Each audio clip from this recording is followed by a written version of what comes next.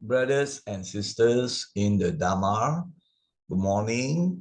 May you all be well, happy, and peaceful. We are going to have a presentation titled Dharma Teachings and Making Aspirations. The text of this presentation in the PowerPoint are in English and Chinese, while the narration and explanation are in English. The Chinese translation was done using Google Translate, so it might not be 100% accurate, but it does give a good idea of the meanings of the English text. Now, as usual, we will have the PowerPoint launch, but before that, let us check the setting to make sure that it is okay. Setting is okay. So now let us launch the PowerPoint. That is the cover slide for this topic of Dharma teachings and making aspirations. Now, aspirations, what is the meaning? Now, an aspiration is a very strong desire, and in this context, it's a positive desire to achieve something that is worthy. And in Dhamma practice, instead of saying we pray to the Buddha, we pray to this deity or whatever, we say we make aspiration. We express a strong mental desire positively to attain something that will help us to grow in the mind. So it is a practice for mental development in a positive way. That is aspiration. And of course, the Dhamma teachings will be the Dhamma principles and important things of Dhamma taught by the Buddha.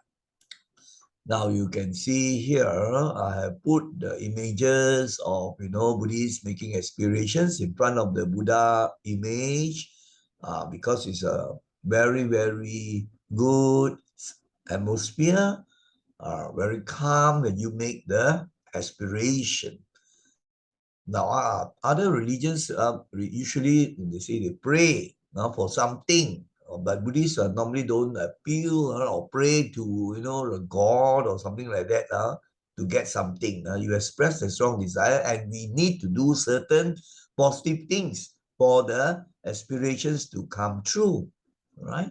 Not just making the aspiration, but not doing anything about it. So let us see what the contents of this presentation are. Now, this one actually Anjali position. It actually can also connote this paying respect, homage to the Buddha, or even greeting fellow Buddhists, right? You use this Anjali position.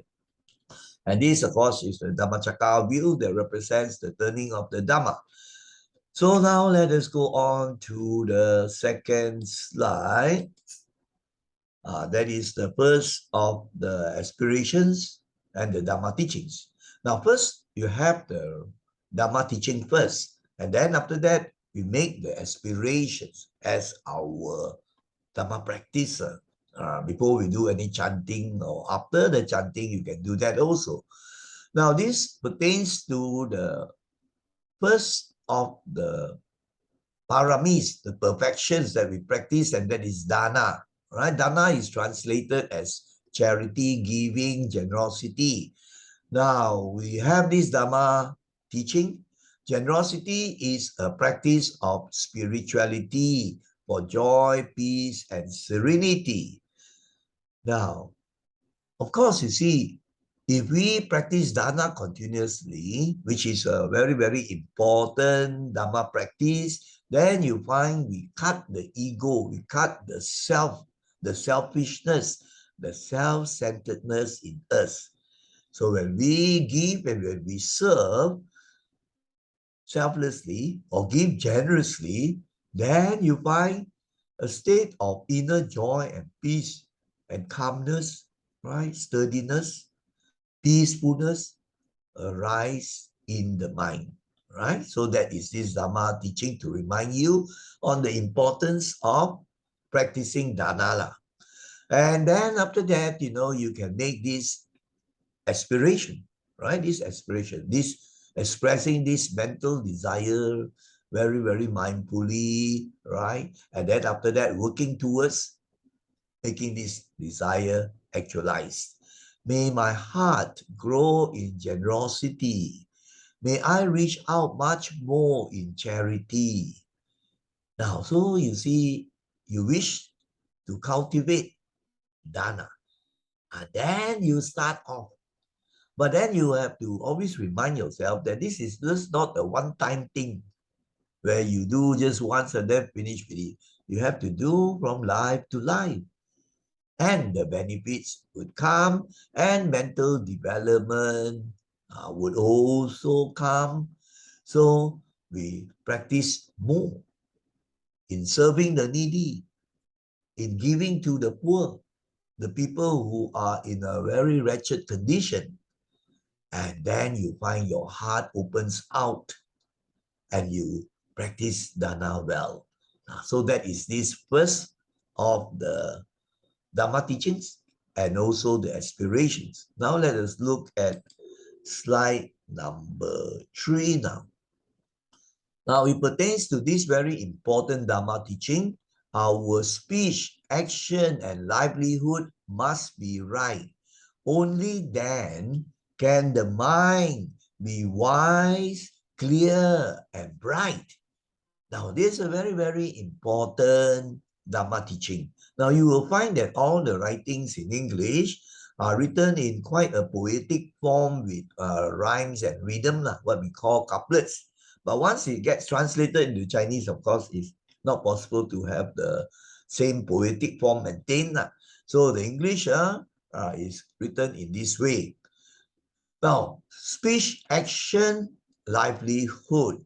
This actually pertains to sila or morality in the Noble Eightfold Path, isn't it? So what we speak, what we do, and the way we earn our living must be right. Must be right speech, right action, and right livelihood. And when we practice this, actually we are observing the noble precepts, the 7 noble precepts. Speech, no lying, no slander, no harsh speech, and no gossip, 4 of them. And then action, no killing, no stealing or taking what is not given, and no sexual misconduct.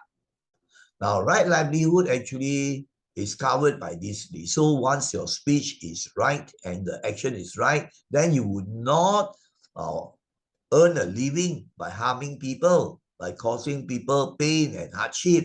Right? So be right livelihood.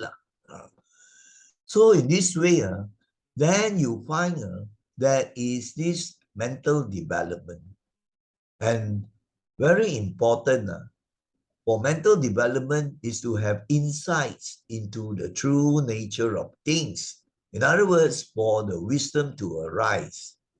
So all religions talk on the importance also of morality. Without morality, you cannot grow spiritually. And when a person grows spiritually, then wisdom should arise, if that is the proper religious practice. So you see the importance of morality. Then the aspiration you can make is, may I not swerve from rules of morality. May my thoughts, words, and deeds grow in purity. Now, of course, you understand the importance of this morality or sila, then you make the aspiration that you are going to observe your precepts very well. As lay people, you either observe the 5 precepts, or as I said just now, you observe the Aryan or the noble 7 precepts. right? And then you express this strong desire that you will not breach the moral rules or the precepts. So you have this desire that all that you think, all that you say, and all that you do will be pure, and they keep on developing and growing in purity. Very few times you would breach the morality rules. Of course, once in a while you might still have wrong thoughts or say the wrong words, but you make the aspiration to improve. That is the way you cultivate. So that is this slide, which is slide number 3, aspiration number 2. Now we go on to slide number 4. Now, what is this slide number 4? It tells the very important Dharma teaching, one of the most important you can say, and that is this: all conditioned things don't last in samsara. Clinging and attaching to them bring dukkha. Now, the samsara would refer to our conditioned existence or the rounds of birth, death, rebirth, and then birth, death, rebirth. It goes on again. All of us are worldlings. We are not enlightened yet, so we are in this conditioned world where things happen according to causes and conditions. But all these things are impermanent. They don't last. They are transient. So if we cling and attach to such things, whether things or people also, when you cling to these conditioned happenings or phenomena, you are going to have dukkha. Dukkha will arise because we grasp at things, we attach, we crave for this.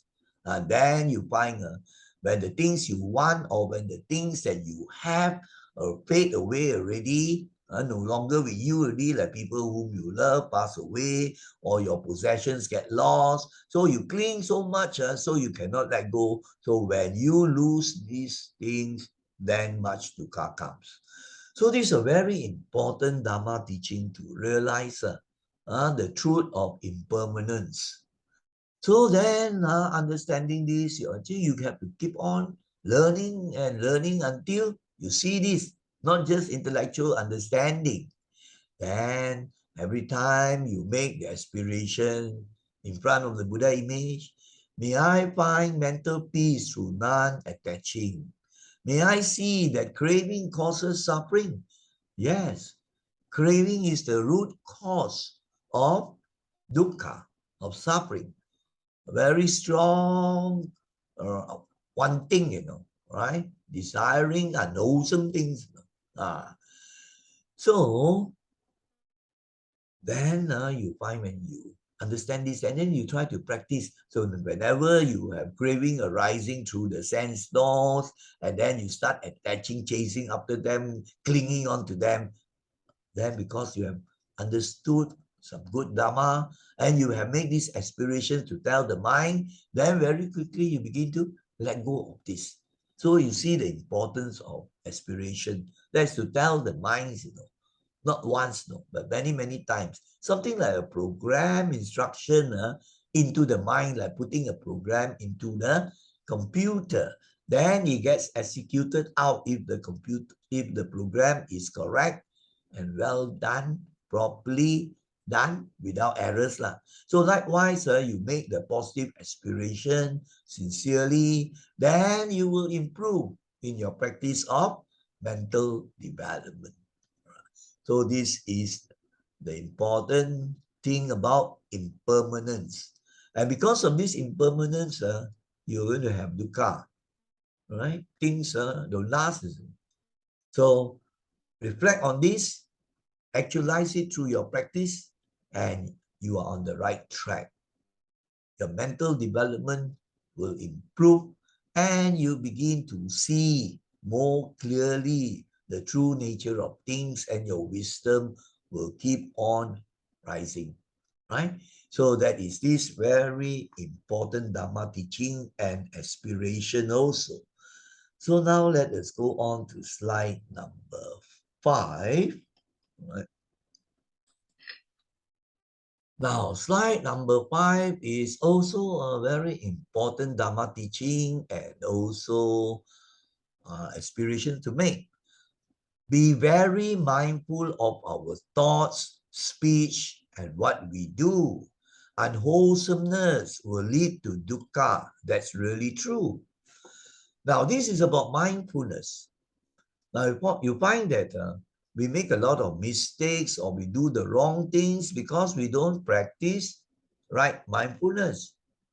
We are not attentive or paying attention to our thinking, our thoughts, our attitude, our views.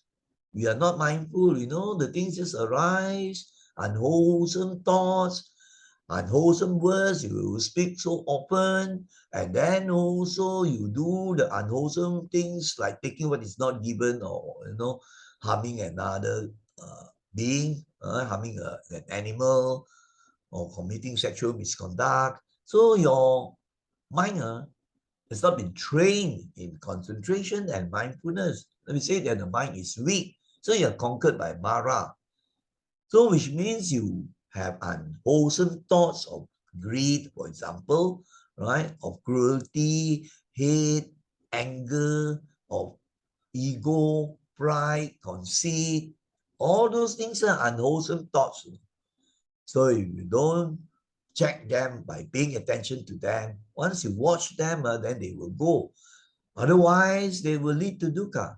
Because from the wrong thoughts, then you will have wrong speech coming out, and then also you will translate to wrong actions. And these wrong actions will bring the undesirable or unpleasant consequences. This is actually cause effect. So understanding this Dhamma already, then you have to do the aspiration to tell the mind, right? That may I stop all unwholesome doings. May I see the true nature of things. So the mind has this Buddha nature, right? So if we learn with attention consistently, then the mind brightens up. The Buddha in you will arise. And then you do the right practice of Sila, Samadhi, Panya, the Noble Eightfold Path, you begin to have insights into the true nature of things and wisdom arises. And then you make that aspirations. So you find your unwholesome doings will get less and less. Your wholesome things will get more and more. You are on the right path for enlightenment. So that is this very important Dhamma teaching of being very mindful. Right? Mindfulness is one of the factors. Factor number 7 in the Noble Eightfold Path, Samasati. That would imply mindfulness of all the body happenings, right? And also you have to contemplate on the body happenings. And then mindfulness, right, of the feelings. What sort of feelings?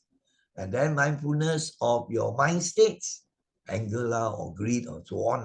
And then the most important, mindfulness, contemplation on the Dharma. That's how you practice right mindfulness. So now let us go on to slide number 6 now, right? Now, this also is a very important Dhamma teaching, talking about the highest peace. The highest peace and happiness lies in Nibbana. The Noble Eightfold Path is the way for this Sukha. Sukha is the opposite of Dukkha, right? And the Buddhist goal is Nibbana. Nibbana is that unconditioned, unborn state beyond space, time, and beyond space, time, and causality. It is unborn state. So it is not a place, it is a state of the mind where the peace and bliss and happiness are the highest. So the Buddha said that the highest happiness or highest bliss is Nibbana. right? So a person that is enlightened would say that he enters into Nibbana and he attains that true high peace and happiness that surpasses all other types of worldly happiness. So that is the goal of the Buddhist. So of course you say, wow, so difficult to develop this highest peace. But then when you are on the road to this state, the ultimate goal of Nibbana, you can get the other benefits coming. You'll be more peaceful. You'll be more happy. So stage by stage, gradually, then you have the confidence, isn't it? And there's something very positive. And that way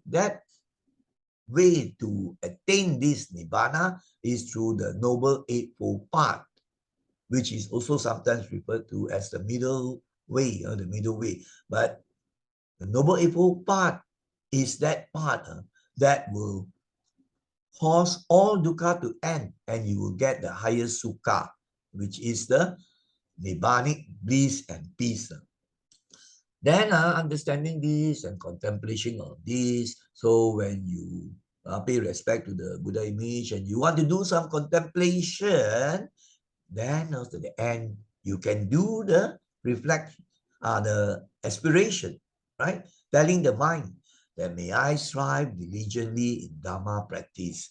May I attain nibbanic happiness and bliss. You have a long-term goal also, right? Just as people, they want to realize certain things, they have the ambition, so they, work towards that lah, and they realize the ambition. So likewise, the practice is like this. An important aspect is the diligent striving. Now you say, oh, I know, Noble Eightfold Path is the most important, or is the way to Nibbana, but you don't walk the path. And some practice for a short while, then after that, give up already and go back to the old ways. These are the people, as in the scriptures describe, people who go from light to darkness. Right? It's quite sad, isn't it?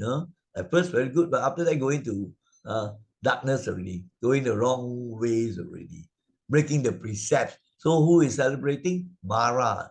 Mara, the evil one, is celebrating. Now you have joined the kaki of evil, and you will regret one day, isn't it? So you made the aspiration that you must always strive on diligently, not to be lazy or not to give up so easily, not to succumb to the temptations of Mara, isn't it?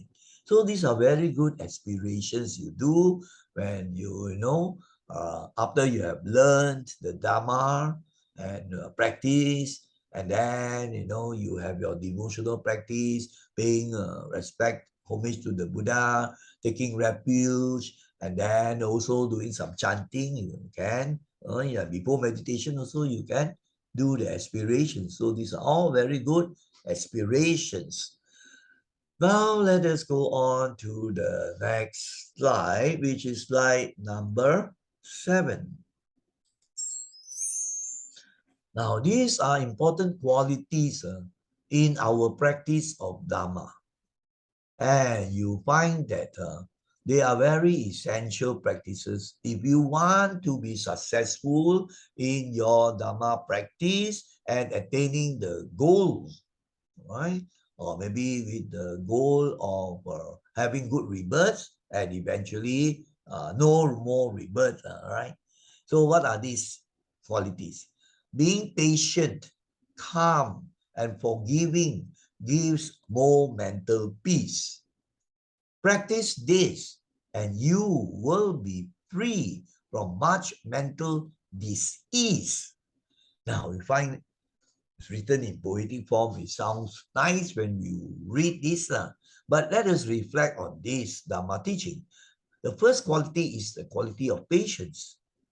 And patience is kanti in Pali and is one of the 10 perfections to cultivate that the Bodhisattva cultivates. A person who is not patient will not be able to attain success in whatever you do, not only in Dharma practice. No. A person who works hard in order to attain a certain goal, if he's not patient, he's impatient. Why I cannot get that, cannot get again? Then how can you be successful?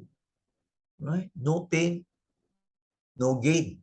He that wants the fruit must climb the tree patiently, right? So patience are very important. So likewise, you must have patience when we do the practice of Dhamma. I've known of people, who have no patience when they want to learn meditation. They are at first very interested, but they are expecting those or results that they want to have in a short space of time, like a 3-minute Maggie me cooking. So they have no patience. Of course, some people may have to wait longer.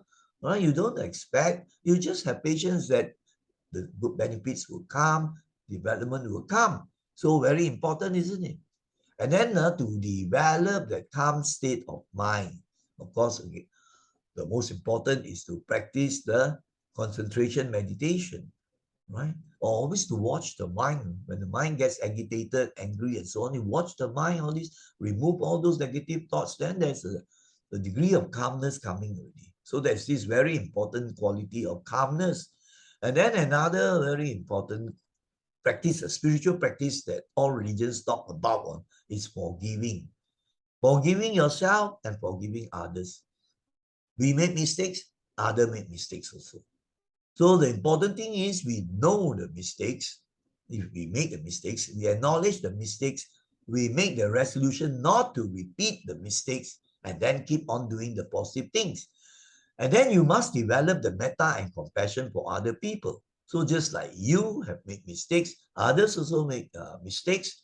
So don't hold on to their mistakes or weaknesses so strongly that you have anger, you have grudges, ill will, hatred, and this is very unhealthy, spiritually speaking, right? So this forgiving is a very good practice, right? And then you find your mind will be more peaceful mentally, isn't it? A person that holds grudges and anger all the time in the mind, can he have mental peace? A person that is impatient in doing things, the mind will be just like boiling water, cannot settle one. Because impatient, just like being caught in the traffic jam, so impatient, cursing away, condemning, this and that. Is the mind peaceful? No. So there are some, they do chanting while they're waiting for the traffic to move again. And then if the mind is not calm, of course, you cannot be peaceful, really. So when you practice all these three qualities, they will help you definitely, right, to be free from much mental disease already. Your mind will be better, in a better state already. You won't be so agitated, so restless, right? And then so troubled, so much of worry in the mind. All those things are mental. This constitute mental disease, not disease. Disease means not at ease. Then you make the aspiration. May I be patient with others and myself within. May I be more calm, more tolerant, and forgiving. Now, the first part is the Dhamma teaching of understanding, contemplating. Then the next part is the aspirations to make in order to attain those things that you make aspirations for. They are all positive aspirations, strong desires, right? To have these things being attained or achieved. But that is the way to cultivate, to develop, to purify the mind, and that is bhavana. Bhavana doesn't mean always you're just going to pray to Buddha or pray to so many types of angkong in order to get this. And usually these are people will go and pray for these things when they have trouble. Somebody is sick in the house. When there is no trouble or, okay their life, there they will go and pray. They don't go and pray. They go to the temples during the certain days in order to appeal for these things also. But bhavana is not like that. Bhavana is developing the mind by changing your character, your conduct, by developing good qualities and habits. All this is training to purify and cultivate the mind. So this is what we are aiming at in this presentation. Now let us go on to the next one, which is number 8 now. Now, number 8, let me read the couplet first. As one walks the Noble Eightfold Path mindfully, his compassion and wisdom will grow steadily. This is to develop your confidence, that you have this confidence because it was taught by the Buddha that the most important part, or the one part that will really give you the true happiness, and then the compassion, wisdom, freedom is to walk this path with diligence and mindfulness. So the Noble Eightfold Path sums up to this: Sila, Samadhi, Panya, morality, and then Samadhi, translated usually a concentration of the mind, developing the mind for concentration or stillness of the mind to be stronger. And then Sila, Samadhi, Panya. And the third one is the wisdom. So you have to practice all the 8 factors, all the 8 parts of the Noble Eightfold Path complete. So you see that you study this already, the Noble Eightfold parts in the Four Noble Truths, the fourth one, right? The truth, the path leading to the end of suffering. Then you have this confidence, and you can test out and you see how really true it is. That your metta grows, that you are more wise, your mind is more calm, more steady. Then every time, when you do your chanting, or even, before your meditation, or just sitting quietly, then you can reflect and make the aspiration. May I persevere on the middle path with a loving and understanding heart. Now, persevere means to go on, not to give up so easily, as many people do, going from light to darkness. So you have to keep on going, walking the Noble Eightfold Path diligently and with mindfulness. And apart from that, also, you develop your metta with a loving heart. And then because you study the scriptures and you reflect, so your wisdom also grows as you walk along the path, understanding heart. So you make this very positive aspiration is very beneficial to you in your Dharma practice, right? So this is the slide number 8. So now let us go on to slide number 9. Slide number 9 pertains to right speech, Sama Vacha, in the Noble Eightfold Path. Is part of the sila, or the morality, very important. And in this aspect, you have 4 things you have to be careful: no lying, no slander, no harsh speech, and no gossiping.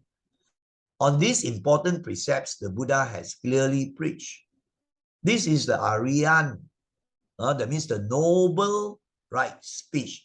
Normally you chant the 5 precepts, on the 4th precept is no lying. You just chant Musawada, Veramani, Sikha, Padang, Samadhi, Yami. I take the training rule of not lying. But actually go further, actually, in the Noble Eightfold Path, other than not just lying, but the other 3 things just as important: no slander, talking bad about other people, backbiting, malicious speech, and no using of foul speech, rough speech, harsh speech that cause other people to be hurt. They give pain to other people, and no frivolous talk, empty talk, non-beneficial, just pure gossip. So you realize the importance of this, because they can bring harm to people, isn't it? So definitely, it is wrong speech if we lie, slander, or give rough speech, or just waste the time giving frivolous gossiping and non-beneficial thing, including giving rumors. So the Buddha talked about this aspect. So we know the importance of this right speech. Then after that, you can constantly, or consistently make this aspiration: may I be honest and truthful. Now, of course, once we are honest, right, we won't lie, isn't it? Right? And then we speak the truth, and we are very mindful of our speech. So when you practice the Dhamma, then you find your speech has to improve. You won't simply say things, harsh speech or backbiting, causing disharmony between two people or two groups because of your carrying tales or malicious speech or slander. So you make this aspiration, this aspect of right speech. So you have to realize it's very important also, this Dhamma teaching and the aspiration to make. So that is number 9. Now let us go on to number 10. Now the number 10 also is one of those very important practices of metta. I think Buddhists have heard so many times of metta. And the best translation is actually loving kindness.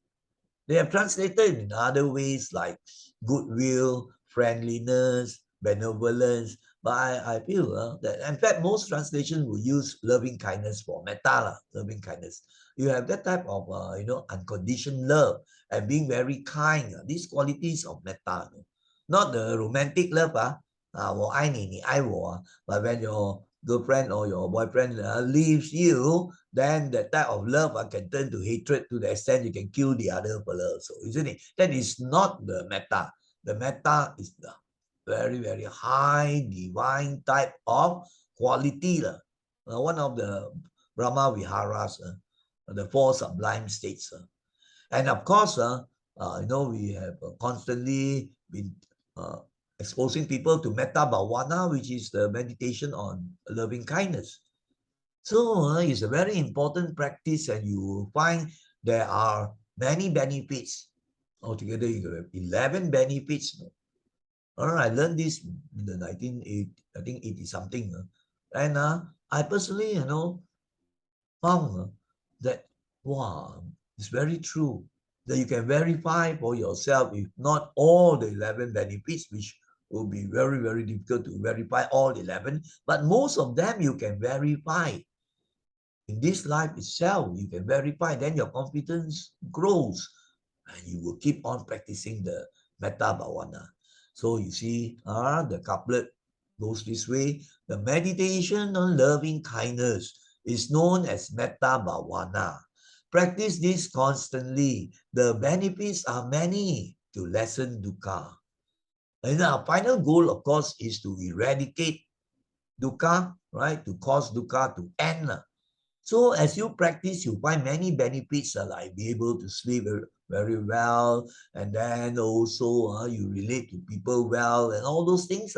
I posted a few presentations on metta already in my slide share and also on YouTube. So once you realize this important teaching of metta, which the Buddha taught, that there is a sutta called Metta Sutta, right? The discourse on loving kindness. I've also done a posting on that. Then you make the aspiration. Maybe after you practice or before you practice also, metta bhavana, may I spread Dhamma and loving kindness. So 2 things here, right? And the gift of Dhamma is the greatest gift. So you say, may I be able to share the Dhamma, what I have learned. Well, all this I share, even if a little, sincerely to other people, not for money, but for the gain, benefit, and happiness of other people. That's good aspiration. So may I spread Dhamma and loving kindness. Yes, that's very important, right? So loving kindness to spread metta. I mean, there was a theme song in the Dhamma youth camp, spreading, what do you call it? Spreading Dharma and metta, right?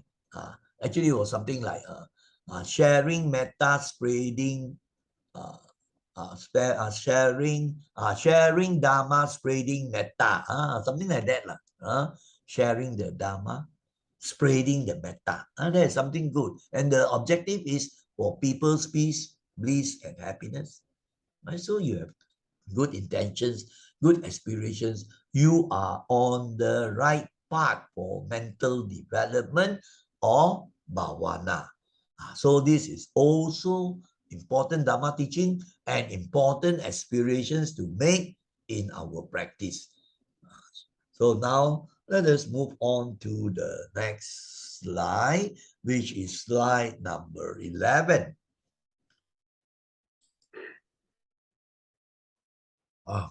What does this deal with? Let me read the couplet first. Practicing Dhamma contemplation, metta, and compassion is important in one's Dhamma striving for liberation.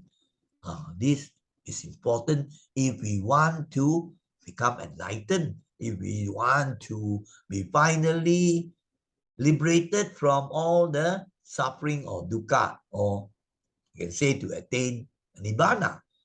So there are 3 points here. Practicing Dhamma contemplation. Contemplation, reflection to ponder, right? Carefully reflect on the Dhamma teachings. And this actually is in one of the very important teachings, that is the 4 foundations of mindfulness. That is the Satipatthana Sutta, the discourse on establishing mindfulness. And there are 4 things in this particular sutta teachings. One is mindfulness of the body, the feelings, and then the mind states. And the 4th one is mindfulness or contemplation, right, on the Dhamma, contemplation of the Dhamma. And that's the 4th foundation, which is according to, some of the monks who are cultivated, who have said that that's the most important of the 4, that we contemplate on the most important Dhamma teachings, right? And then after that, I begin to practice along that line. And then, of course, as now we mentioned already, practicing of metta, which is loving kindness. And the other meditation that some people can do will be the meditation on karuna, which is compassion. You find that the very cultivated monks have a fantastic, high degree of compassion or karuna, right? And you can sense it when you come in contact with them. So this is important for your Dhamma practice. Then you do this aspiration.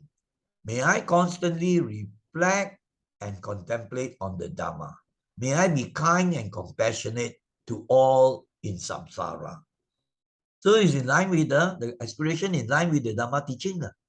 So the contemplation must be done constantly, not just I do once in 1 year. No. Constantly you have to reflect, right, on the Dhamma. Very important things, right, of the Dhamma. And you find that your mind gets into a very, very peaceful, joyous state. And then you, at the same time, you do the study of the scriptures and so on. And you find certain things will happen in your mind already. You're able to see things more clearly. Your discernment, your wisdom in knowing what you should do and not what, and things that you should not do, all this will become clearer to you.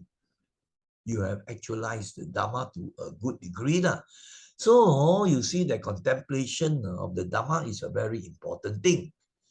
And among the things important to contemplate, those are deeper Dhamma teachings, right? Like the 5 hindrances, the 5 aggregates, right? The 6 sense bases, 7 factors of enlightenment, 4 noble truths, right? 6 sense bases. All those are very important teachings. You can actually Google, right, on the 4 foundations of mindfulness and go on to the 4th one, mindfulness contemplation on the Dhamma. And then, of course, we must practice the kindness metta again, and then practice the compassion to no discrimination. You should not say, I only will be kind to this group of people. I won't be kind or have metta for my enemies. That is not the correct attitude. Initially, you might have difficulty to practice metta for that person you don't like. But then you skip those steps first. Slowly, your metta develops. Then you find that you can spread metta to all already. I remember when I first learned metta bhavana in the 1980s. So when it came to this stage, when we were taught to radiate loving kindness metta to our enemies, or to people you don't like, I found that very difficult. The moment you see that person's face in your mind, then you find sometimes the negative state comes, the anger or the dislike and so on, right? But then initially, okay, you don't use that steps. But then after some time, you find the metta develops. No, now for me, no problem. I don't have anybody whom I hate or things like that. So you can do for all the compassion and the loving kindness spread for all without discrimination of gender, of religion, of skin color, all those nonsense criteria, right? So this is the important Dharma teaching as well as the important aspirations to make. Now let us go on to the next one, which is, oh, this is coming to an end already, all right? So this is, no, sorry, we are going to go to slide number 12 only, all right? Number 12. Having joy at others' blessings and sharing one's merits are great Dharma practices that will uplift one's spirits. That is the poetic form you can reflect on. Having joy at others' blessings. That is the practice of the third Brahma Vihara, or the third divine abodes, or the third positive emotion, right? Or the third sublime state, which is mudita. Mudita can be best translated as sympathetic joy. That means to be happy when other people are happy, when other people are successful. That is something quite difficult, especially your enemies are successful. I found it difficult to practice when I was young. I would be jealous of other people. When I was in school, I would go to those days I followed the Christian religion. I would go to the chapel or the church and pray to the God not to give my friends higher marks. So when they get higher marks in the test, I don't feel happy. That is terrible. We find that the mind is suffering. But when you come to the Dhamma, we begin to learn more and more Dharma, we understand. So we practice mudita. My friends are successful, or their children have graduated out, or they are happy, then we also feel happy for them. And you can test up for yourself that your mind state is good. You feel peaceful and happy, not angry, jealous, hateful, and all those negative thoughts that really not only harm your mind, but also harm your body. Isn't it? Your heart or your blood pressure and so on. So that is this very important thing. Then the other thing is what we call sharing one's merits, right? So you share merits, and then also you have another one, transfer of merits to the departed ones. So when you do positive things, dana or giving or serving, then you share the merits because you have done very meritorious things, right? So you sort of, may my merits, you sort of say out or in your mind, may I share the merits to all the beings, all the beings, including the heavenly gods, the devas, that they can rejoice in the meritorious actions I do. Right? So some people think, well, I share to this group already, then I get less already. It's not like that. The more you share, the more you get. You cannot be lessened. There's a saying, the happiness shared is happiness double. So it's not like you share your the things that you want to eat and then you get less to eat. It's not like that. This is something in the mind, a spiritual thing. So when you do these two things of practicing mudita, sympathetic joy, and then sharing merits with all after you have done positive things, this would be very great Dharma practices. And they will cause your spirits to rise. You'll be more joyful, you'll be more peaceful, you'll be more happy. So having understood this, then you can constantly make these aspirations. May I rejoice at others' sweet success. May my merits be shared with all the rest. So you understand those things already through your Dhamma learning and through what I've analyzed for you.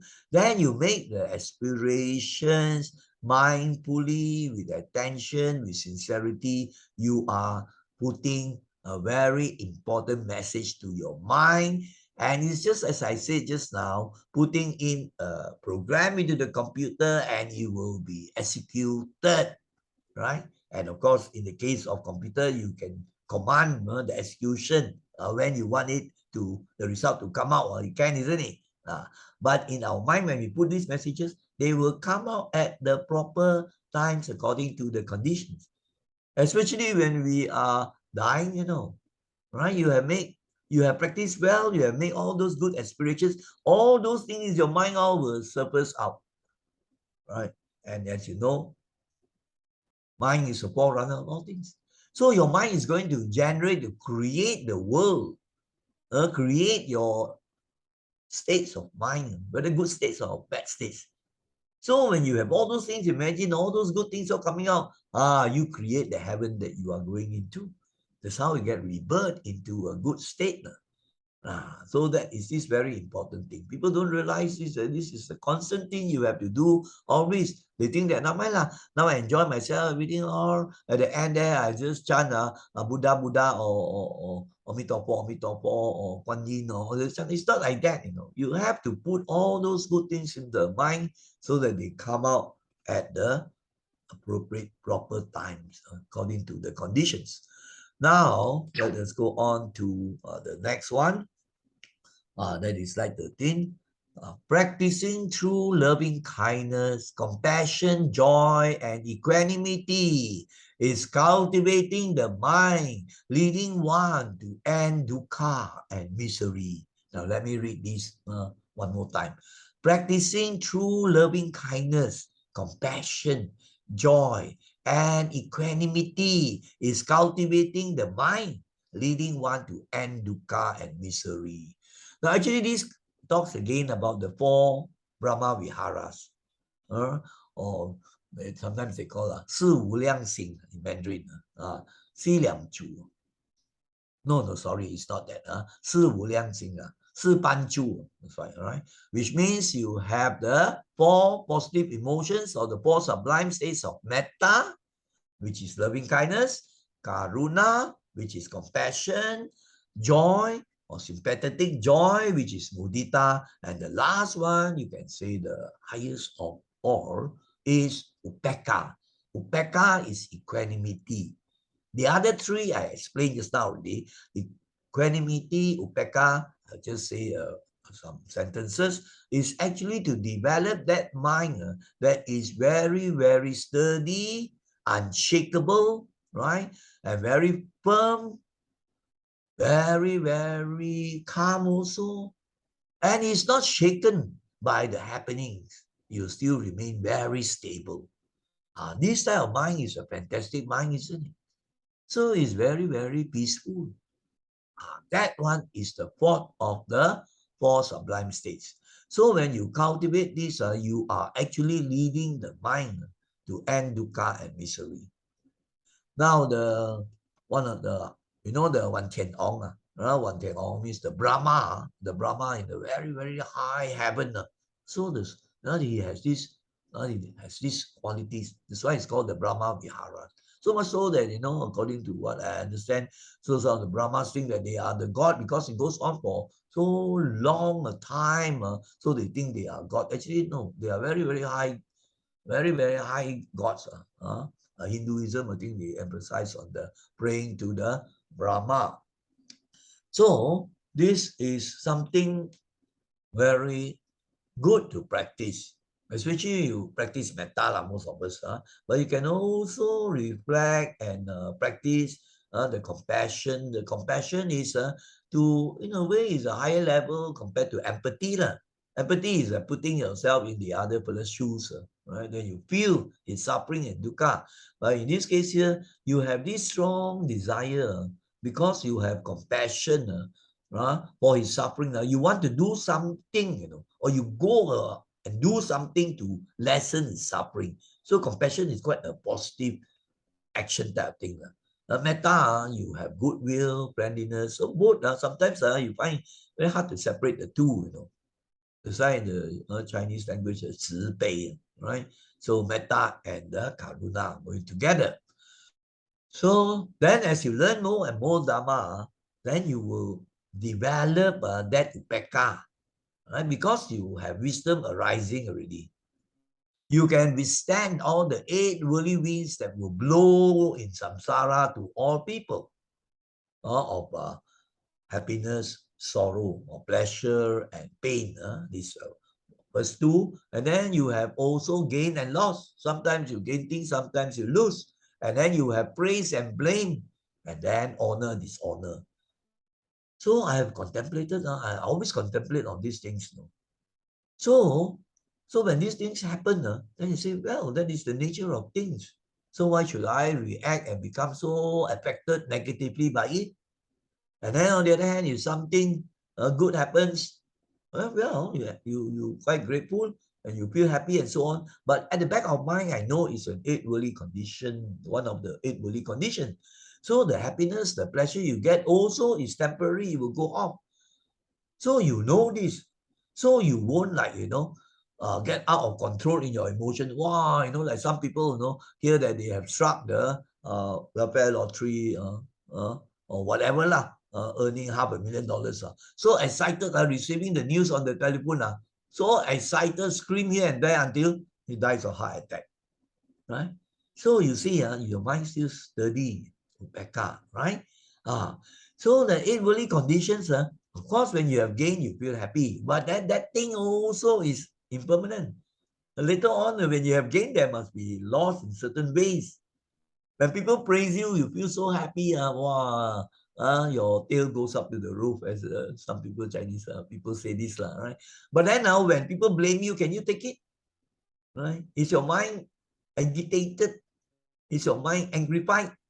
So you see, we are reacting, whether, it's a positive emotion, again, negative emotion, don't have the right understanding for the happy states.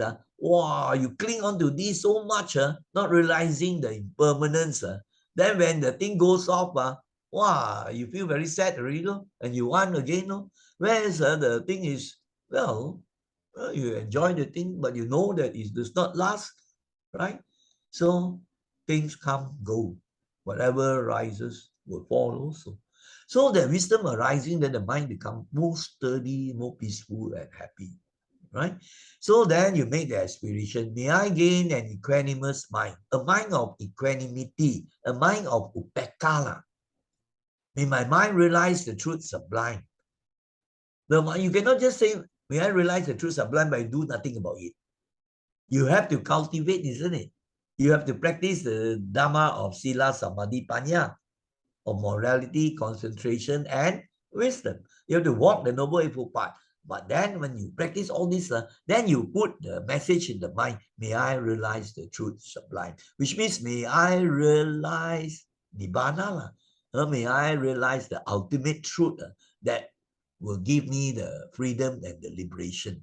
So if you have that sort of aspiration, together with all the good practices you have done, then the message in the minds becomes very, very strong. And they'll be with you, not only in this life, but from life to life. Isn't that wonderful? Isn't that a fantastic thing that we have? A treasure that surpasses all other worldly treasures. Isn't it? Nothing can beat that. A person that has reached, for example, the first stage of sainthood, Sotapan, right?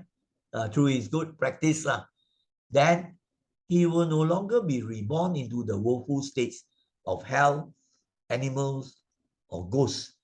He either be reborn at most 7 times only as human beings or as gods before he gets enlightenment. This was taught by the Buddha. And you say, don't know true or not. To test out. You practice and you can see certain things in the mind through your own realization of practice, the bhavana mental development, of which meditation is an essential thing. So now we have come to the end already. The end slide. You can see the end slide now, which is very interesting animation showing important images. Now, we have this important reminder, aspire to and walk the Noble Eightfold Path diligently. You then reach the goal of ending all suffering and misery. Now, you realize there are two aspects here. First, I put that aspire. You must aspire to walk, to put that very strong message. You have that strong desire to walk the most important part of all parts, of all roads. And that part is the Noble Eightfold Path, isn't it? I mentioned that many times. So you aspire that. Then the next thing is you just don't make aspiration, oh, may I walk, but you don't walk. That will be useless. Right? So then the next point is and walk. Right? Aspire to, and walk, which means to follow the Noble Eightfold Path diligently with mindfulness. Then you have these very good set of things.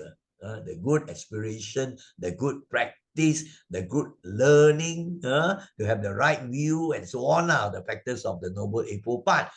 Then certainly you will reach the goal of all Buddhists, and that goal is enlightenment. And when you're enlightenment, you end all suffering and misery already. That is the ultimate goal. So you see, I've spoken more than 1 hour already. So I hope that all of you have benefited from this presentation titled Dharma Teachings, the first part, and then the aspirations to make. So I've linked these two together so that you can actually practice well. So before we say sadhu 3 times, so I would like to thank all brothers and sisters in the Dhamma, in fact, all who are following this, who have followed this presentation.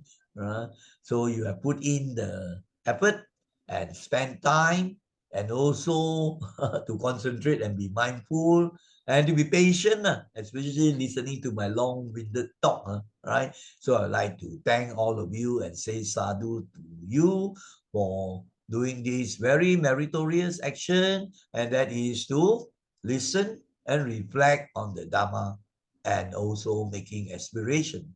So I say thank you and sadhu to you. So let us all now put our palms together and say sadhu 3 times. Sadhu, sadhu, sadhu. May all of you be well, happy, and peaceful. May the Dhamma be with you always. Take care.